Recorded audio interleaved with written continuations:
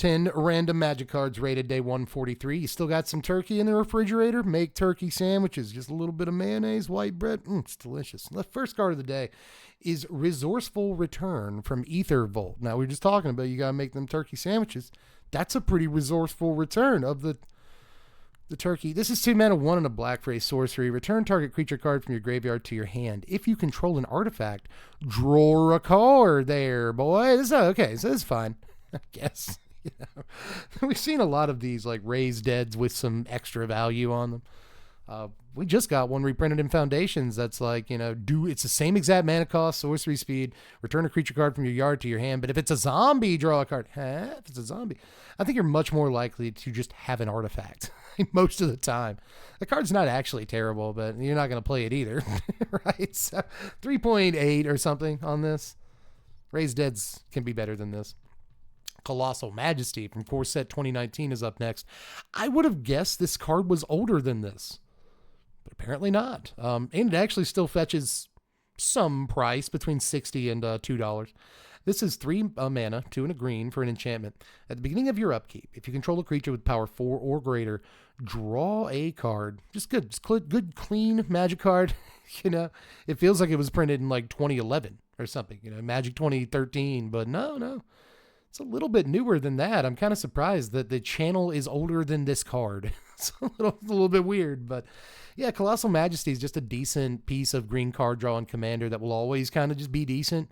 A little Howling Mind, because you've always got a big guy out, don't you? Come on, you're green. Go big green. I'm going to give Colossal Majesty a 6, and I mean it.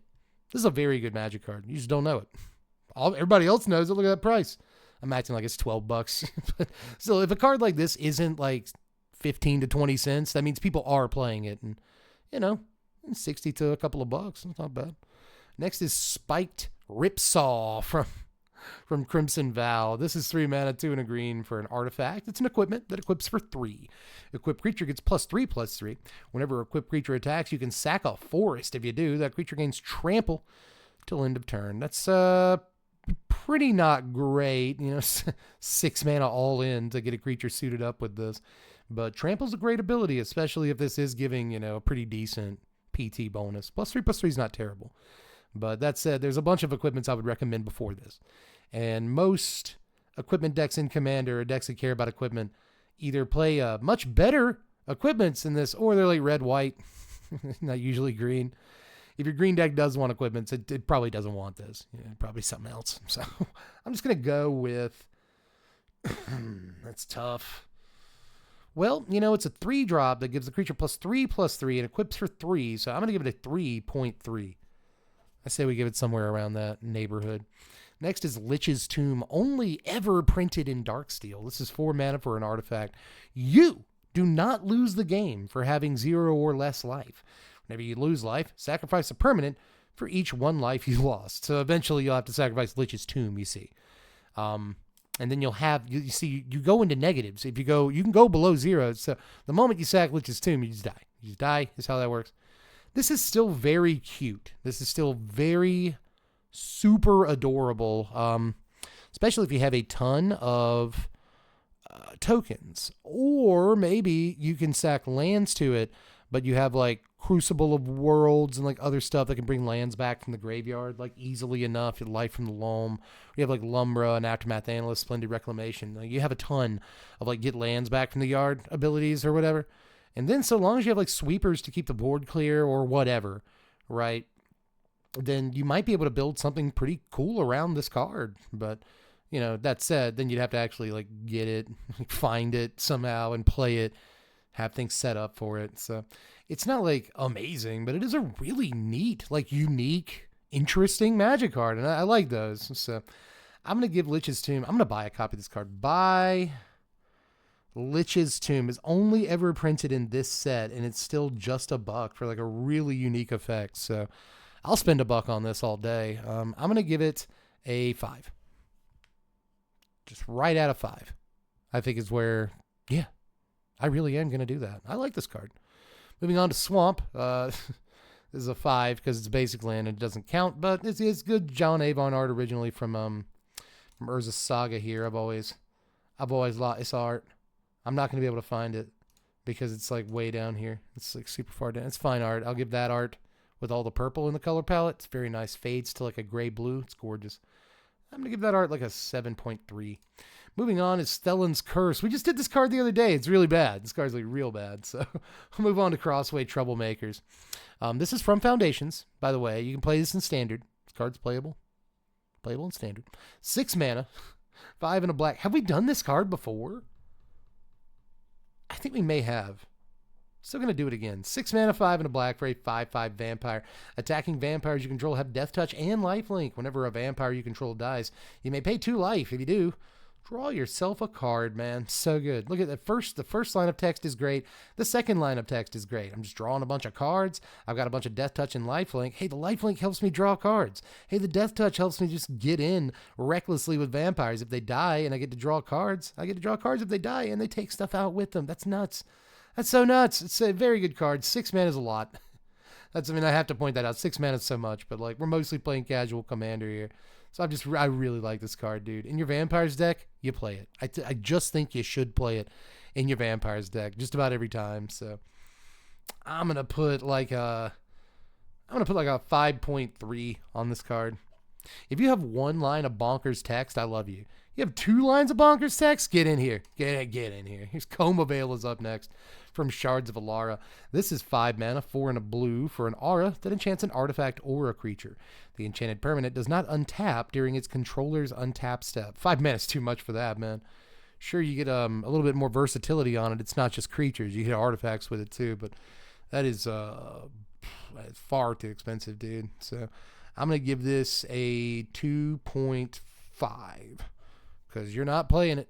You ain't playing that card. It's a mountain. Basic lands get a 5. Decent Sam Burley art here. I don't want to throw any shade, but I like the color palette here. Again, it's not bad. A little dark on the left side, but I feel like Wizards wants them to do that.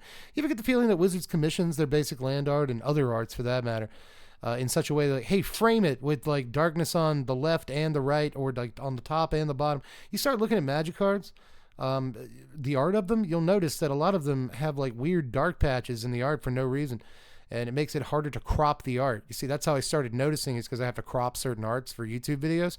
If the art's too dark, you have to crop it in a weird way. And sometimes I think they direct the art in such a way. It's a weird conspiracy, but I think they direct the art in such a way that it's like really hard to crop on purpose. I know that sounds weird, but you start cropping the art for Magic cards, for making thumbnails and stuff, and you'll realize, boy, there's a lot of like dark space on this art for no apparent reason. Why is that? It's so strange.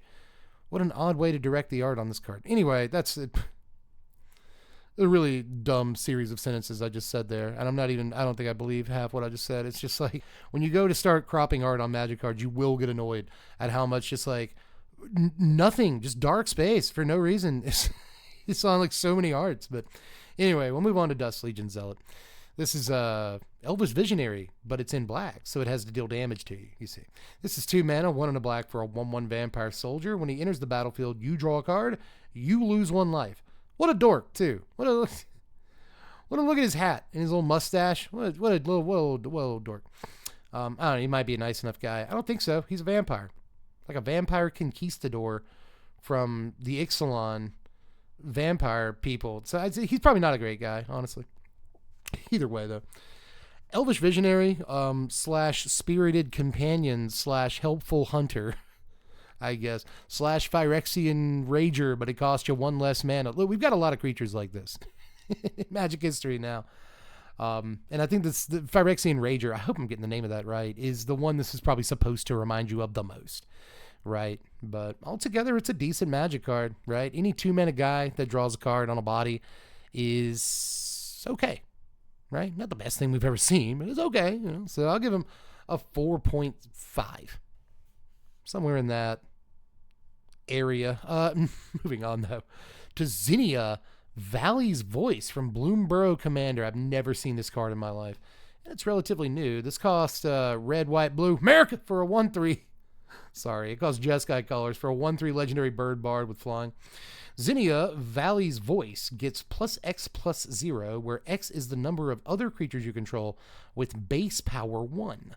Creature spells you cast have Offspring 2. Okay. That's pretty funny. So this one with the art is $73. Or, however, if you just want to play with the card because it looks awesome, and it kind of does, you pay 40 cents. Pay 40 cents for an amazing Aldo Domingo like watercolor, beautiful, absolutely beautiful piece. It's truly gorgeous. That's 40 cents. Man, Magic cards are weird, but still got the same loot too. Is that a loot or a lyre? It's a loot. A lyre is like a harp, right? It's a loot. Either way, either way. This card looks really cool. I think I may have pointed that out a second ago. This is only 3 mana, which is pretty good. I like a cheap commander, and 3 is kind of the outer limits of cheap. Bunch of tokens, right? Bunch of tokens. That's good. Let's play those. But you want to take advantage of the last line of text, because honestly, this first line of text, like it gets +X+0, only really benefits it. And that's like not that big of a deal. But I guess if you're paying 3 mana for like a 9/3 flyer, that's pretty cool. But really, you want to take advantage of the second thing. So you need a bunch of creatures with base power 1 that offspring well. And oh my god, I bet there's like a million of those, dude. Dragon Master Outcast, whoo, and you're in those colors too. Oh, buddy. Or, ooh, Snapcaster Mage, because you're in blue, and you get to do the flashback thing twice. It's like a million, dude.